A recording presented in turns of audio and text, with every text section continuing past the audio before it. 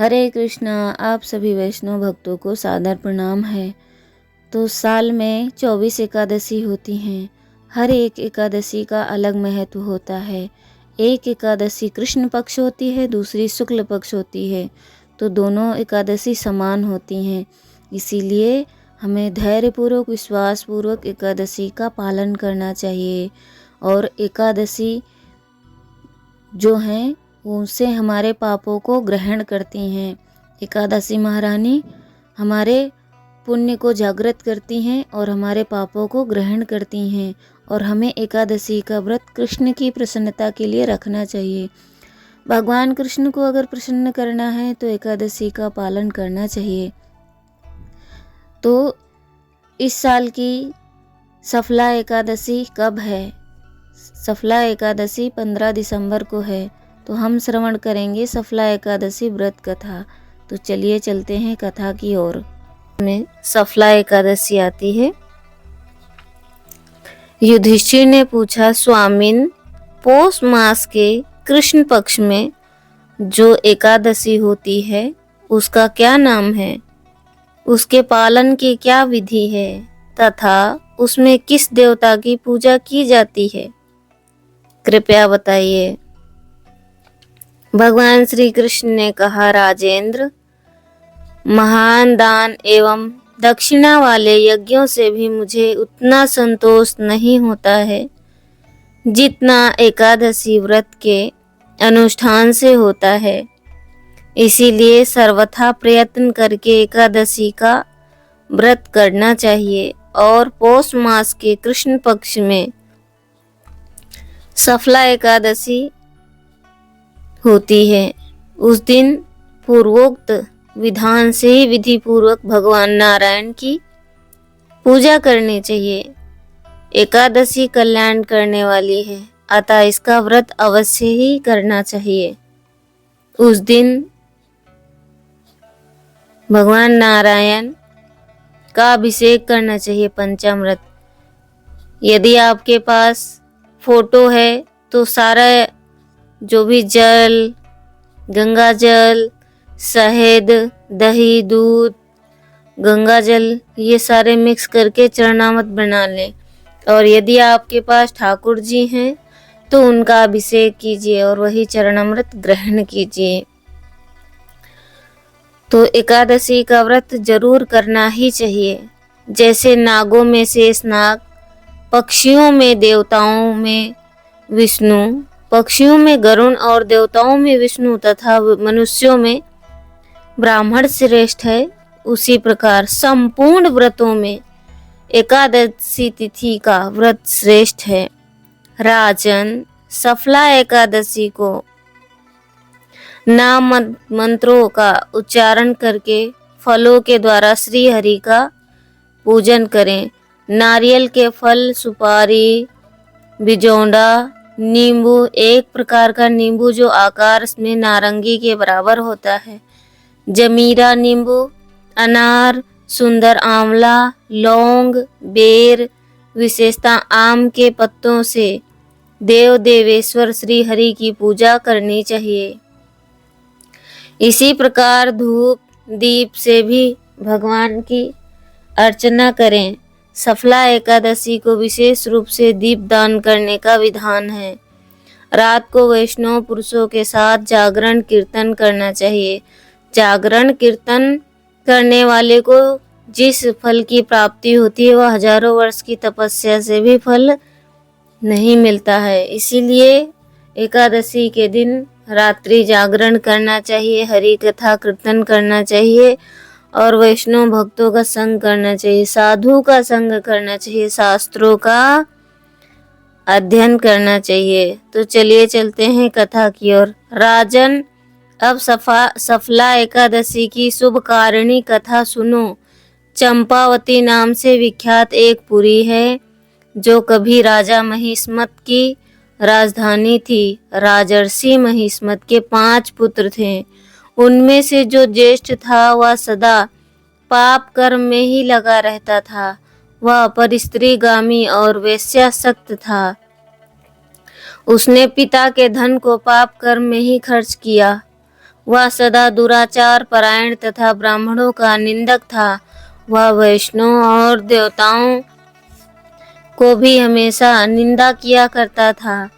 अपने पुत्र को ऐसा पापचारी देखकर राजा महिष्मति ने उसका नाम लुम्भक रख दिया। फिर पिता और भाइयों ने मिलकर उसे राज्य से बाहर निकाल दिया। लुम्भक उस नगर से निकलकर गहन वन में चला गया। वहीं रहकर उस पापी ने प्रायः समूचे नगर का धन लूट लिया। एक दिन जब वह चोरी करने के लिए नगर में आया तो रात में पहरा देने वाले सिपाहियों ने उसे पकड़ लिया, किंतु जब उसने अपने को राजा महिष्मति का पुत्र बतलाया तो सिपाहियों ने उसे छोड़ दिया। फिर वह पापी वन में लौट आया। वह प्रतिदिन मांस तथा वृक्षों के फल खाकर जीवन निर्वाह करने लगा। उस दुष्ट का विश्राम स्थान एक पीपल के वृक्ष के निकट था। वह पीपल का वृक्ष वर्षों पुराना था। उस वन में वह एक वृक्ष महान देवता माना जाता था। पाप बुद्धिहीन लुम्भक वहीं निवास करता था। परंतु दिनों के पश्चात एक दिन किसी संचित पुण्य के प्रभाव से उसके द्वारा एकादशी के व्रत का पालन हो गया। पौष मास में कृष्ण पक्ष की 10वीं के दिन पापिष्ट लुम्भक ने वृक्ष के फल खाए और वस्त्रहीन होने के कारण रात भर जाड़े का कष्ट भोगा। उस समय ना तो उसे नींद आई और ना आराम मिला। वह निष्प्राण सा हो रहा था। सूर्योदय होने पर भी उस पापी को होश नहीं आया। सफला एकादशी के दिन भी लुम्भक बेहोश पड़ा रहा। दोपहर होने पर उसे फिर चेतना प्राप्त हुई। तत्पश्चात इधर उधर दृष्टि डालकर वह आसन से उठा और लंगड़े की भांति पैरों से बार बार लड़खड़ाता हुआ वन के भीतर गया। वह भूख से दुर्बल और पीड़ित हो रहा था। राजन, उस समय लुम्भक बहुत से फल लेकर ज्यों ही विश्राम स्थान पर लौटा त्यों ही सूर्य देवता अस्त हो गए। तब उसने वृक्ष की जड़ में बहुत से फल निवेदन करते हुए कहा, इन फलों में लक्ष्मीपति भगवान विष्णु संतुष्ट हों। ऐसा कहकर लुम्भक ने रात भर नींद नहीं ली। इस प्रकार अनायास ही उसने इस व्रत का पालन कर लिया। उस समय सहसा आकाशवाणी हुई, राजकुमार, तुम सफला एकादशी के प्रसाद से राज्य और पुत्र प्राप्त करोगे। बहुत अच्छा कहकर उसने वरदान स्वीकार किया। इसके बाद उसका रूप दिव्य हो गया। तब से उसकी उत्तम बुद्धि भगवान विष्णु के भजन में लग गई। दिव्य आभूषणों की शोभा से संपन्न होकर उसने आकंटक राज्य प्राप्त किया और 15 वर्षों तक वह उसका संचालन करता रहा। उस समय भगवान श्री कृष्ण की कृपा से उसके मनोज्ञ नाम का एक पुत्र उत्पन्न हुआ। जब वह बड़ा हुआ तब लुम्भक ने तुरंत ही राज्य की ममता छोड़कर उसे पुत्र को सौंप दिया और भगवान श्री कृष्ण के समीप चला गया, जहाँ जाकर मनुष्य कभी शोक में नहीं पड़ता। राजन, इस प्रकार जो सफला एकादशी का उत्तम व्रत करता है वह इस लोक में सुख भोगकर मरने के पश्चात मोक्ष को प्राप्त होता है। संसार में मनुष्य धन्य है जो सफला एकादशी के व्रत में लगे रहते हैं।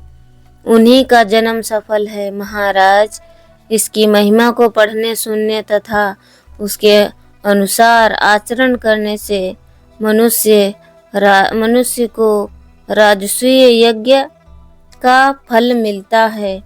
तो इसलिए सफला एकादशी का व्रत विधि पूर्वक करना चाहिए। हरि नाम जप करना चाहिए।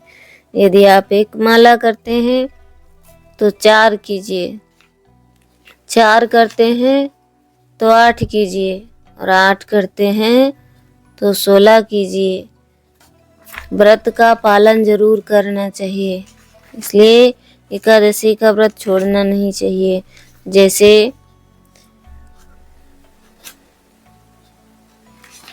पक्षियों में गरुड़ है, देवों देवताओं में विष्णु जी हैं, ऐसे ही व्रतों का राजा कौन है? एकादशी। इसीलिए एकादशी का व्रत छोड़ना नहीं चाहिए।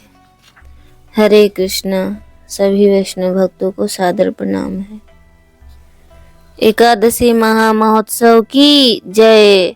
आप सभी वैष्णव भक्त वृंद की जय।